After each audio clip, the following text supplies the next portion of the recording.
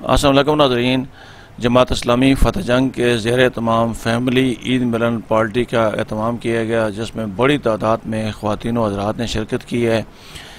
اس تقریب کے مہمان خصوصی اقبال خان سیکرٹری جنرل جماعت اسلامی پنجاب شمالی تھے۔ انہوں نے بھی خطاب کیا ہے اور مقامی قیادت نے بھی خطاب کیا ہے۔ ضلع امیر امجد علی خان نے بھی خطاب کیا ہے۔ اس کی ایک رپورٹ ہے، وہ اپنے ناظرین کو دکھاتا ہوں جی۔ بسم اللہ الرحمن الرحیم قل هو اللہ احد اللہ الصمد لم یلد ولم یولد ولم یکن له صدق اللہ العلی العظیم۔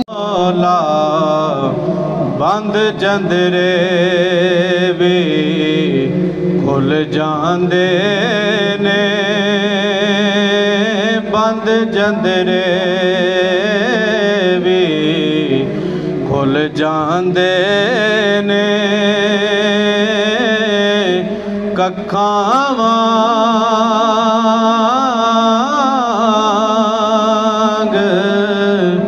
اور رل جاندے نے، تیرا بوہا جد بھی اپنے عمل میں ویکھا، جد بھی اپنے عمل میں ویکھاں، شرم نہ یترو ڈل جاندے نے، شرم نہ یترو ڈل جاندے نے، ککھاں وانگ رل جاندے نے۔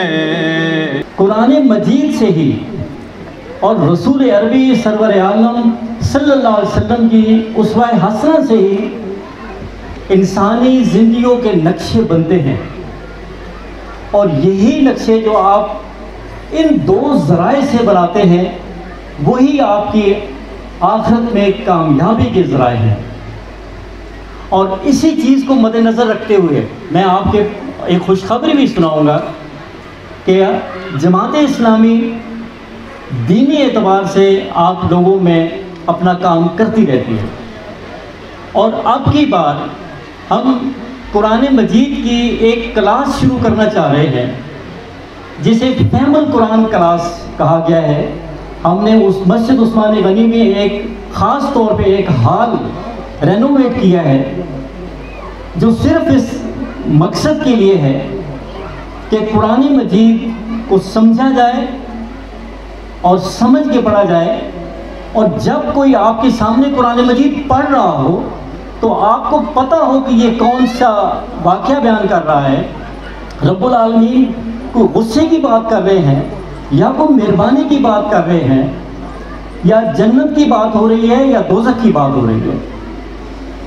تو اسی سلسلے کے لیے ہم نے قرآن فہمی کی کلاس کا اجرا شروع کیا ہے جو 22 تاریخ سے انشاءاللہ ہم شروع کریں گے۔ تو میرے ساتھیوں سے مجھے امید بھی ہے اور میں التماس کرتا ہوں کہ وہ اس کلاس میں آئیں اور قرآن مجید کو سیکھیں۔ بسم اللہ الرحمن الرحیم۔ یہ جو عید ملن کا پروگرام ہے، یہ اللہ تعالیٰ نے جو عید ہمیں عطا کی ہے، اس کے فلسفے کے اوپر اگر آپ غور کریں تو رمضان المبارک کے بابرکت مہینے کے اندر مسلمانوں کو جو ایک خوبصورت کورس کرایا جاتا ہے، ان کی تربیت کی جاتی ہے، وہ اس کورس کے گزرنے کے بعد اس کو کامیابی سے مکمل کرنے کے بعد پھر اللہ رب العالمین مسلمانوں کو عید کی خوشی نصیب کرتا ہے۔ اور رمضان المبارک بھی ایثار و قربانی کا مہینہ ہے۔ اللہ تعالیٰ نے مسلمانوں کو کتنا خوشی کا بھی ایک بہترین طریقہ عطا فرمایا ہے کہ مسلمان اس موقع کے اوپر بھی اپنے غریب بھائیوں کو یاد رکھتے ہیں، ان کو اپنی خوشیوں کے اندر شریک کرتے ہیں۔ غم گساری، ہمدردی، ایثار اور قربانی کے جذبات ہمیں وہاں بھی نظر آتے ہیں۔ اس لیے یہ اس طرح کی تقاریب اور پروگرامات کا مقصد بھی دراصل یہ ہوتا ہے کہ انسان اپنے مقصد اور نصب العین کو ان پروگرامات کے ذریعے یاد دہانی اس کو کرائی جائے کہ اس رمضان المبارک کے مہینے کے اندر ہی جس طرح سے حکومت اپوزیشن کے اندر تبدیل ہو گئی، اپوزیشن جو ہے وہ حکومت کی شکل اختیار کر گئی، اور پھر اس کے بعد آپ نے دیکھا کہ سوشل میڈیا کے اوپر جس طرح سے ایک طوفان بدتمیزی برپا ہے جو تھمنے کا نام نہیں لے رہا، گالیاں ہیں، بدتمیزی ہے، بد تہذیبی ہے، اور وہ کچھ باتیں ہیں جو شاید ہم ایک مسلمان کی حیثیت سے اپنی زبان پر بھی نہیں لا سکتے، اور یہ ہماری بدنصیبی اور بدقسمتی ہے کہ اللہ نے تو ہمیں رمضان المبارک کا مہینہ دیا، اور ہم اس کو کس انداز سے ہماری خاص طور پر نوجوان نسل کو کس کام کے اوپر لگا دیا، اور کن کاموں کے ذریعے سے وہ حکمران طبقہ، چاہے وہ ایک طرف کا ہو یا دوسری طرف کا، وہ اپنے مقاصد حاصل کرنے کی کوشش کر رہا ہے۔ میرے بھائیوں، جماعت اسلامی مسلمانوں کو یہی پیغام دیتی ہے کہ مسلمانوں، اللہ اور اس کے رسول صلی اللہ علیہ وسلم کی پیروی اختیار کرو، اپنی زندگیوں کے اندر منافقت کو ختم کرو، اور اقتدار کے اوپر ان لوگوں کو برسر اقتدار لاؤ جو اللہ اور اس کے رسول صلی اللہ علیہ وسلم سے ڈرنے والے ہوں۔ آپ جماعت کے ہمدرد ہیں، آپ جماعت کے کارکن ہیں، خواتین بھی ہمارے ان تمام گھروں سے تشریف لائی ہیں جو جماعت کے گھرانے سمجھے جاتے ہیں، جنہیں جماعت سے دلچسپی ہے۔ اس لیے ہمیں سب سے پہلے اپنے اوپر غور کرنا ہے کہ ہم اللہ اور اس کے رسول صلی اللہ علیہ وسلم کی کتنی پیروی کر رہے ہیں۔ اور یہ جو جماعت اسلامی کی دعوت کے اندر یہ بات لکھی گئی ہے کہ مسلمانوں اپنے اندر سے منافقت کو ختم کرو، وہ منافقت کیا ہے کہ ہم مسجد کے اندر تو اللہ اور اللہ کے بندے ہیں، لیکن بازار کے اندر جا کر، عدالت کے اندر جا کر، تھانے اور کچہری کے اندر جا کر پھر ہم کسی اور کے بندے بن جاتے ہیں، پھر کسی اور نظام کا ہم نے جھنڈا اٹھایا ہوا ہوتا ہے، اور اس کے نتیجے میں آج ہمارے ملک کی جو صورتحال ہے وہ آپ کے سامنے ہے کہ ہم آئی ایم ایف کے پوری طرح اس کی غلامی کے اندر جا چکے ہیں۔ ہمارے وزیر خزانہ لوگوں کو یہ یقین دلا رہا ہے کہ آپ فکر نہ کریں، آئی ایم ایف سے ہمارے مذاکرات کامیاب ہو جائیں گے، ہمیں وہاں سے قرضہ مل جائے گا، اور اس کے ذریعے سے ہمارا نظام زندگی چل پڑے گا۔ لیکن میرے بھائیوں اور بزرگوں، ہم مسلمان تو دنیا کے امام بنائے گئے، ہم نے تو دنیا کو معیشت کا راستہ بتانا تھا، دنیا کی معیشت کو ٹھیک کرنا تھا، دنیا کی سیاست کو ٹھیک کرنا تھا، دنیا کے نظام کو درست کرنا تھا۔ لیکن آج ہماری حالت یہ ہے کہ ہم IMF سے اپنی غلامی کا سرٹیفکیٹ لینے کے بعد اس کے سامنے ہاتھ پھیلائے ہوئے ہیں کہ آپ ہماری مدد کریں تاکہ ہمارا نظام چل سکے۔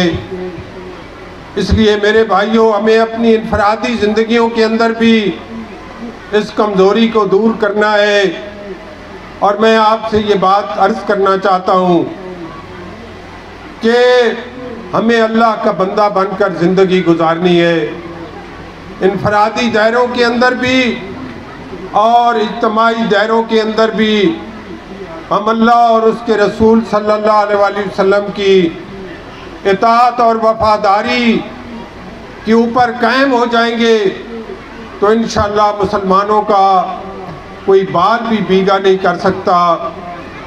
اور دیکھیں اللہ تعالیٰ نے ہمیں کتنا خوبصورت نظام دیا، اللہ نے ہمیں زکوٰۃ کا نظام دیا ہے معیشت کے لیے، اور ہم سود کے نظام کے مطابق اپنا نظام معیشت چلا رہے ہیں، جس کے بارے میں اللہ نے قرآن میں کہا کہ اس سود کے ذریعے جو لوگ نظام چلائیں گے وہ گویا اللہ اور اس کے رسول صلی اللہ علیہ وآلہ وسلم کے خلاف اعلان جنگ کریں گے، اور وہ اعلان جنگ ہم نے کیا ہوا ہے، جس کی وجہ سے قرضوں پر قرضے چڑھ رہے ہیں، اور ان قرضوں کو اتارنے کے لیے ہمیں مزید قرضے لینے کی ضرورت پڑتی ہے۔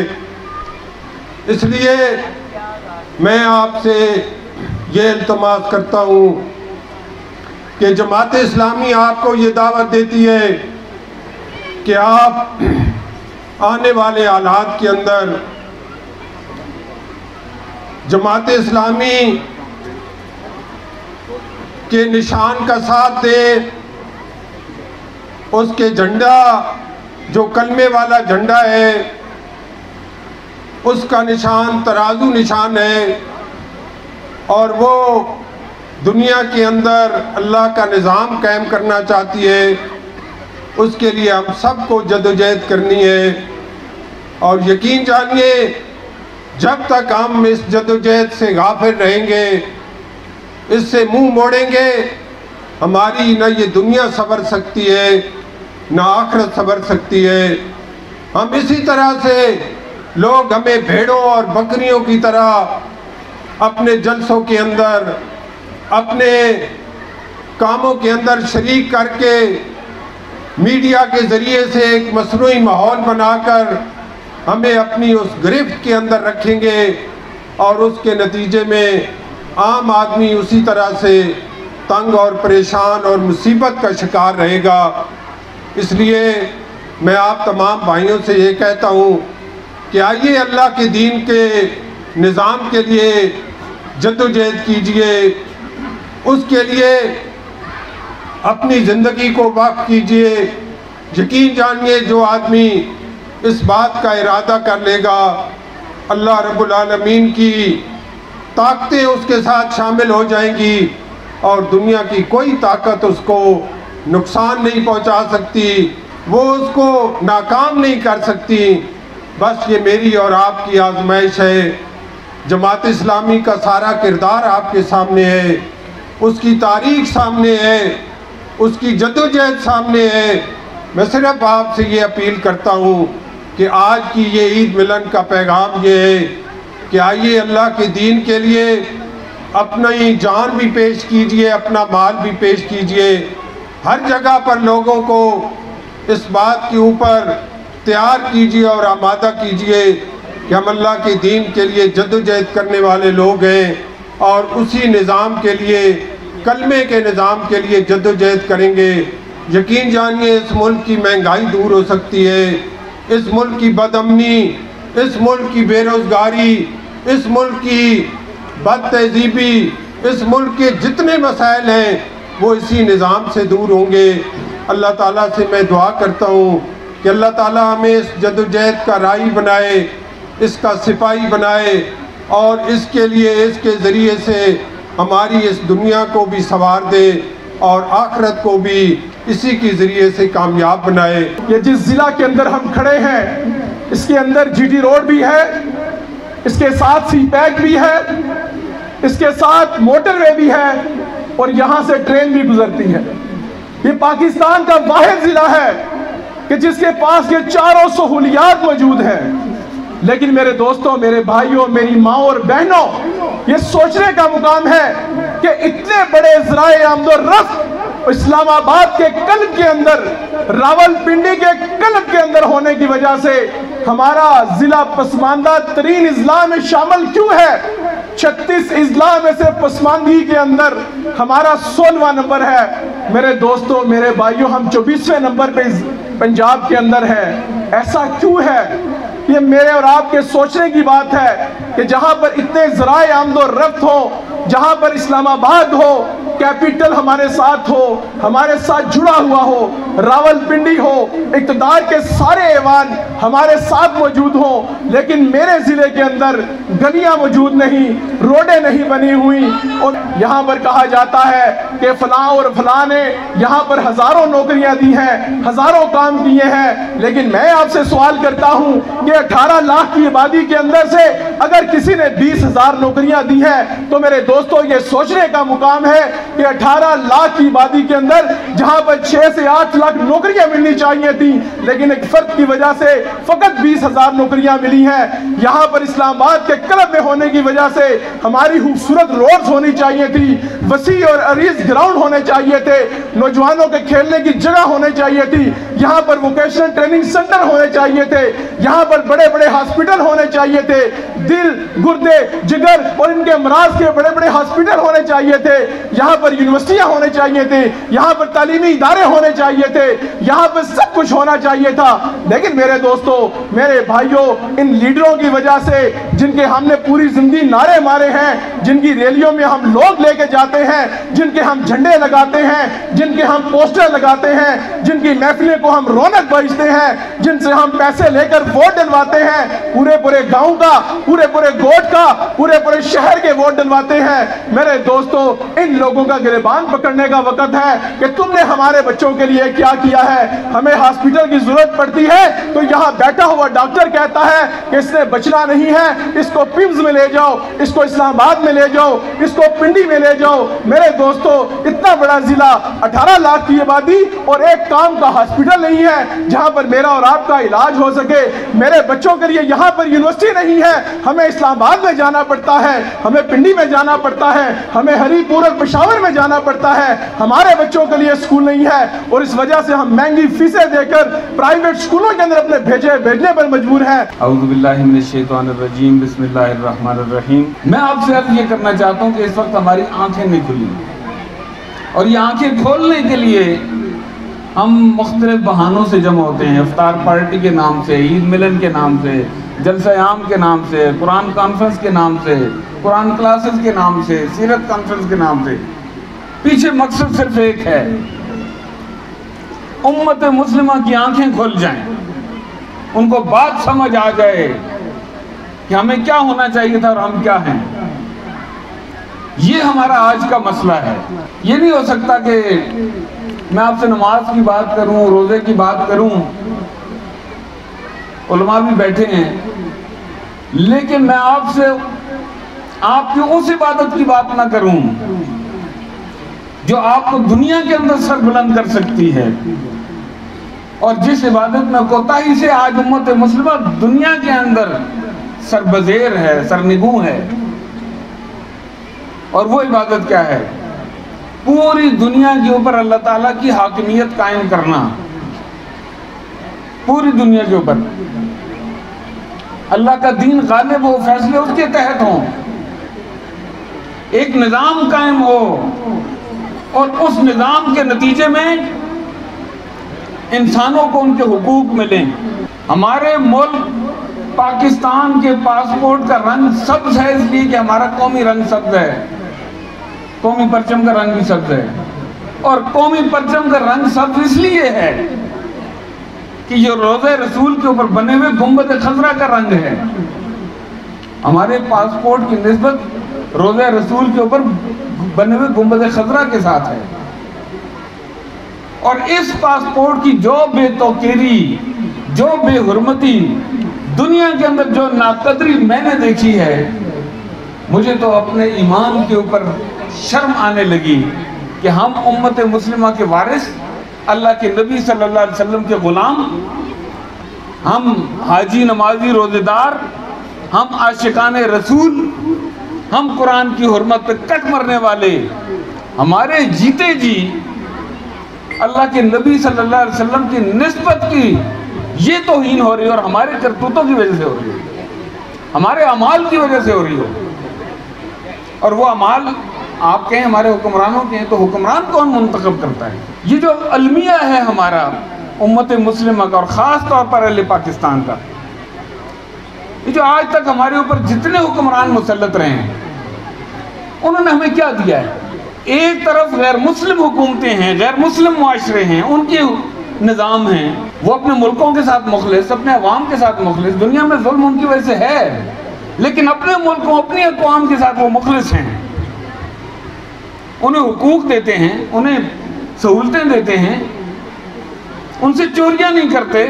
میں کہتا ہوں آپ کا چھوٹا سا بچہ بھی ٹیکس دیتا ہے، ٹافی کے اوپر ٹیکس دیتا ہے، ببل گم کے اوپر ٹیکس دیتا ہے،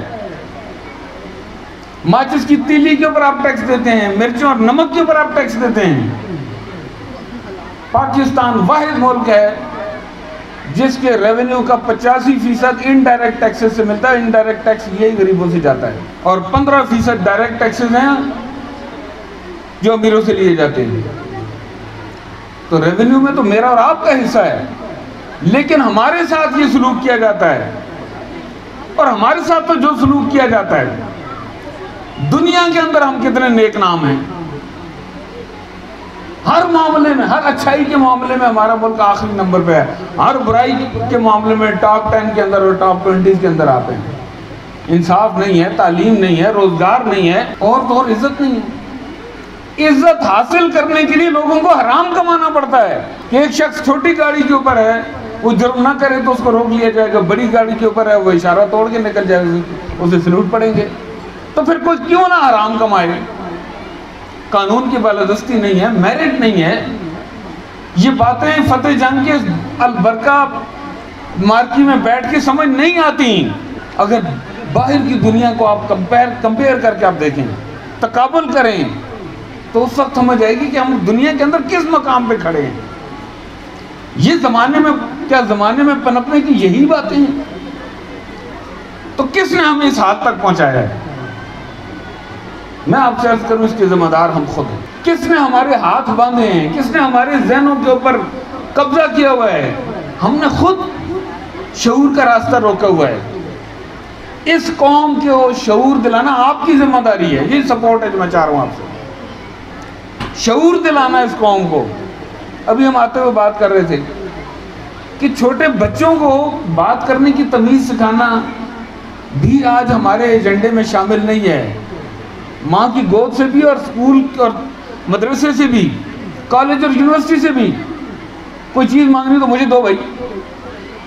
آپ کا دشمن کہے گا کیا میں آپ سے یہ چیز مانگ سکتا ہوں؟ تو یہ تہذیب، یہ ہمارا ورثہ تھی، امانتداری ہماری لیگیسی، ہماری وراثت تھی. اور لوگوں کی امانتوں کا احساس کرنا، ان کے حقوق، ان کی ذمہ داریاں. اللہ کے نبی صلی اللہ علیہ وسلم نے جن لوگوں کو اپنے پیچھے اپنے تخت پہ بٹھایا تھا، خلیفہ کہتے تھے، جانشین، نبوت کے معاملے میں نہیں، حکومت کے معاملے میں جانشینی جو لوگ کرتے تھے. سیدنا عمر رضی اللہ تعالیٰ عنہ، وہ جو بڑے مشہور واقعات ہیں گلیوں میں گشت کرنے کے، کہ رات کو گلی میں گشت کر رہے ہیں، ایک گلی سے گزرتے ہیں، کسی گھر سے بچے کے رونے کی آواز آتی ہے، پھر گزرتے ہیں، پھر رونے کی آواز آتی ہے، پھر گزرتے ہیں، پھر رونے کی آواز آتی ہے. مجبور ہوتے ہیں، دستک دیتے ہیں، اندر سے عورت پوچھتی ہے کیا مسئلہ ہے؟ میں کہا میرا مسئلہ نہیں ہے، تو بتا تو کیسی ماں ہے، میں کتنی دیر سے دیکھ رہا ہوں، سن رہا ہوں، تیرا بچہ رو رہا ہے، تو اسے ایک بچہ چپ نہیں ہوتا. کہنے لگے میرے بچے کے رونے کا پوچھنا ہے تو امیر المومنین سے جا کے پوچھو. کہنے لگے امیر المومنین تو اپنے گھر میں ہو, اسے کیا پتا تمہارا بچہ کیوں رہا, اس کی کیا اس کے قصور ہے اس میں. کہنے لگے امیر المومنین نے نظام جاری کیا ہوا ہے کہ بچہ دودھ چھوڑے گا تو اس کو وظیفہ ملے گا. میرے گھر میں میرے کھانے کے لیے کچھ نہیں ہے تو میں بچے کو دودھ چھڑواؤں گی تو گھر میں کچھ آئے گا. تو میں بچے کو دودھ چھڑوا رہی ہوں, وقت سے پہلے چھڑوا رہی ہوں. وہ عورت رو رہی تھی, اس کا بچہ رو رہا تھا. 22 لاکھ مربع میل کا حکمران اپنے گھر کی طرف جا رہا تھا اور کہہ رہا تھا اپنے آپ سے, خطاب کے بیٹے تو نے کتنے بچوں کو رلایا اور ان کی ماؤں کو تڑپایا ہے, تو نے کیسا ظالمانہ قانون نافذ کیا ہوا ہے. اور صبح اٹھ کر پہلا آرڈیننس جاری کیا کہ میرے اس قلم رو کے اندر, میری خلافت کے حدود کے اندر ایک سرے سے دوسرے سرے تک جس دن جو بچہ پیدا اس کا اسی دن وظیفہ لگنا چاہیے. ہماری قوم جب ووٹ دیتے ہوئے عمر جیسا معیار سامنے نہیں رکھے گی تو حکمرانی میں عمر کا معیار اس کو نہیں ملے گا اور توقع نہیں رکھنی چاہیے اس کو. عمر کا نظام ہم لانا چاہتے ہیں, جماعت اسلامی لانا چاہتی ہے. جماعت اسلامی اسلام کے نام پر سیاست نہیں کر رہی, اسلام کے غلبے کے لیے جدوجہد کر رہی ہے.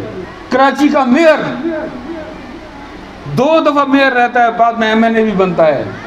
جب مرتا ہے تو اس کا جنازہ اسی 2 کمروں کے فلیٹ سے نکلتا ہے.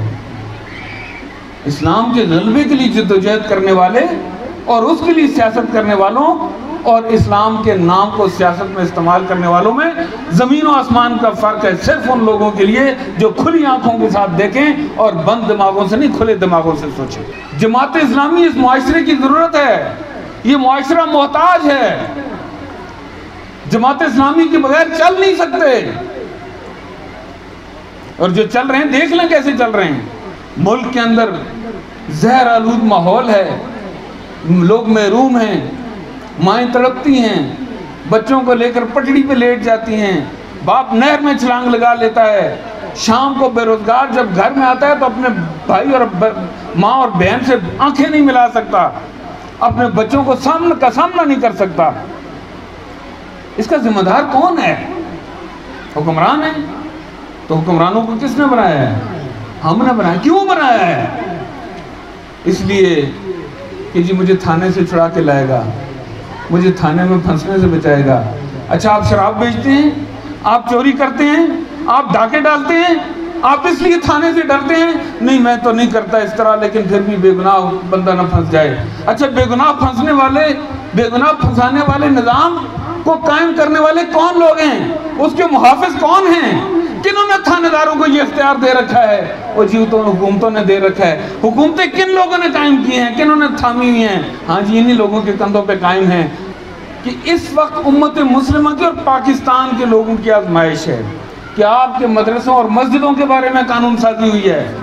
نیا شراب خانہ قائم کیا جا سکتا ہے اس معاشرے کے اندر, نئی مسجد قائم نہیں کی جا سکتی. 100 قسم کی رکاوٹیں ہیں. اور یہ FATF کے قوانین تھے, فائنینشیل ایکشن ٹاسک فورس کے قوانین تھے, جن کو آپ نے قبول کیا ہے. یہاں کسی فرد کو اختیار دیا گیا ہے کہ وہ کہے وہ مرد ہوتے ہوئے اپنے آپ کو عورت ڈکلیئر کر سکتا ہے, وہ عورت ہوتے ہوئے اپنے آپ کو مرد کہہ سکتی ہے.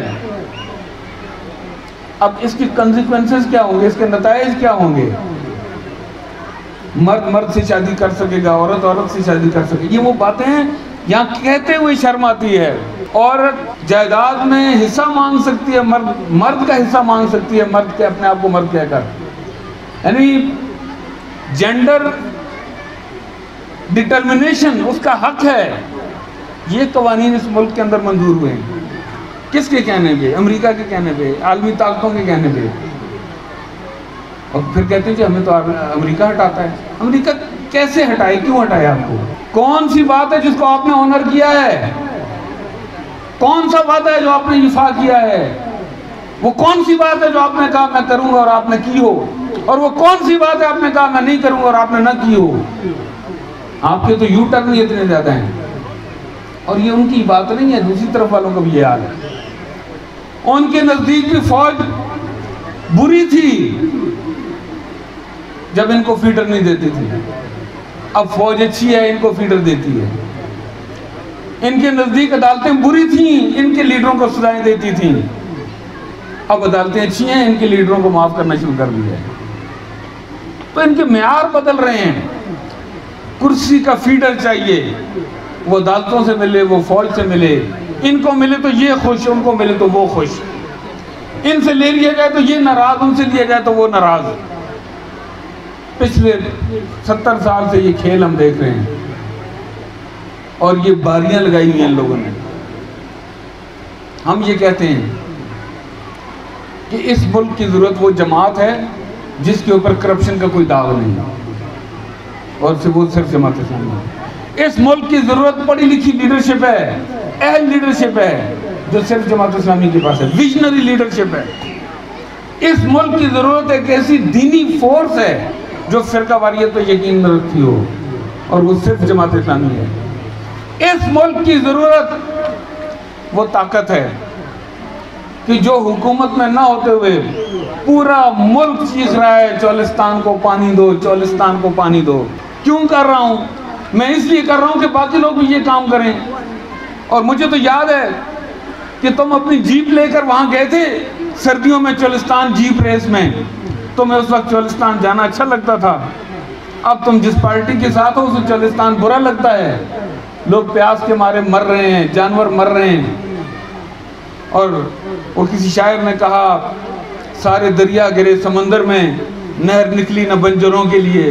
ان بنجروں کے لیے ایک نہر بھی تمہیں توفیق تمہاری حکومتوں کو نہیں ہوئی.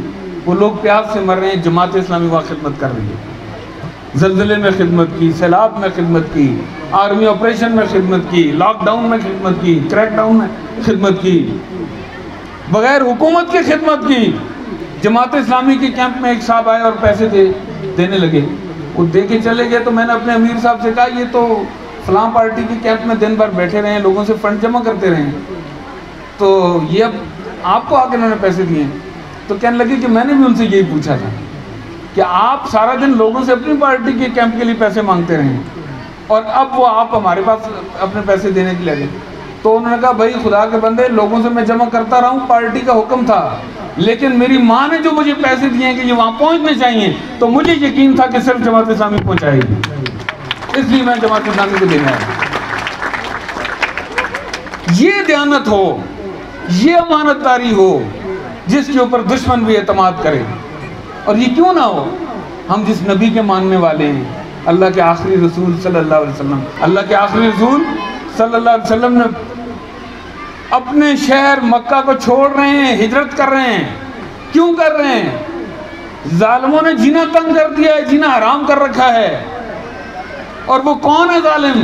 جن کی امانتیں آپ کے گھر میں پڑی ہوئی ہیں. ہم جیسا کوئی ہوتا تو میرے خون کے پیاسے تو میں ان کو امانتیں واپس کروں. اپنے پیارے چچا زاد حضرت علی المرتضیٰ شیر خدا کو اپنے بستر پہ لٹایا، اور وہ یہ فرماتے ہیں سیدنا علی رضی اللہ تعالیٰ عنہ کہ مجھے کبھی بھی زندگی بھر رات کو سوتے ہوئے صبح زندہ اٹھنے کا اتنا یقین نہیں تھا جتنا اس رات یقین تھا. اس لیے کہ میرے آقا و مولا نے یہ فرمایا تھا کہ علی میرے بستر پہ سو جاؤ، صبح اٹھ کے یہ مانتے لوگوں کے حوالے تقسیم کرنا، یہ ٹاسک میرے ذمہ تھا، مجھے یقین تھا کہ میں زندہ اٹھوں گا. تو سیدنا علی کے ذریعے سے وہ امانتیں لوگوں تک پہنچائیں، دشمنوں کی امانتیں. یہ کردار اس امت مسلمہ کو چاہیے. 1970 کے بعد جماعت اسلامی نے تعلیم کے شعبے کو، علاج کے شعبے کو جو ترقی دیر میں دی، 1922 اور 25 سے ترقی شروع ہونے والے فتح جنگ میں وہ ترقی نہیں ہے جو جماعت اسلامی نے 1970 کے بعد وہاں کروائی. پڑھا لکھا علاقہ، علاج سے کی سہولتوں سے مزین، تہذیب لوگوں کو دی، لوگوں کو کلچر دیا، ایک کامیاب گورننس دی. یہ ضرورت ہے اس امت مسلمہ کی. اور میں آپ سے عرض کرتا ہوں کہ جس دن یہ شعور لوگوں میں آ گیا، ووٹ کا معیار کیا ہے؟ ووٹ کا معیار اخلاص ہے، خلوص کے ساتھ میری لیڈرشپ کرے، وہ حرام نہ کھائے، اس کی دولت کی نمائش دیکھ کر اگر میں ووٹ دوں گا. خواتین سے بھی میں یہ کہتا ہوں کہ 10 خواتین ہوں جو اس مقصد کو لے کے چلیں ہر پولنگ اسٹیشن کے اوپر. جہاں آپ موجود ہیں، آپ کے ارد گرد 10 لوگ موجود ہوں، بچے ہوں، جوان ہوں، بوڑھے ہوں. اور جو لوگ ملک کے اوپر ظلم کو مسلط کرنے کے لیے وہ دن دیتے ہیں، راتوں کو جاگ جاگ کے ووٹ مانگتے ہیں، اپنی آخرت تباہ کرتے ہیں دوسروں کی دنیا کے لیے، آپ اپنی آخرت بنانے کے لیے اس کام کو کریں، اور اس کام کو کرنے کے لیے یقین مانیں یہ آپ کی نسلوں کے اوپر آپ کا احسان ہوگا، ہماری اور ان بہنوں کے اوپر احسان ہوگا، ان بچوں کے اوپر احسان ہوگا، ان بچیوں کے اوپر احسان ہوگا۔ ہم تو چلے جائیں گے، کل یہ ملک انہوں نے سنبھالنا ہے، اور یہاں اگر ظلم ہوگا، بے حیائی ہوگی، بدماشی ہوگی، میرٹ کا قتل عام ہوگا، تو یہ ہماری نسلیں بھی اسی طرح وقت گزاریں گی۔ لیکن اگر ہم دنیا کے اندر صف اول کے ملکوں میں کھڑا ہونا چاہتے ہیں اور دنیا کا مقابلہ کرنا چاہتے ہیں، اس کا ایک ہی حل ہے کہ جماعت اسلامی کا ساتھ دیا۔